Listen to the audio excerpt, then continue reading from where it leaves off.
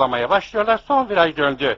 İç kulvardaki 8 numaralı Cihan Laçin liderini korumaya çalışıyor. Orta kulvardan 4 numaralı Yezdan, dış kulvardan 7 numaralı Lütuf atak yapıyorlar ve orta kulvardan şimdi 4 numaralı Yezdan ve dış kulvar koşunun liderini alıyor.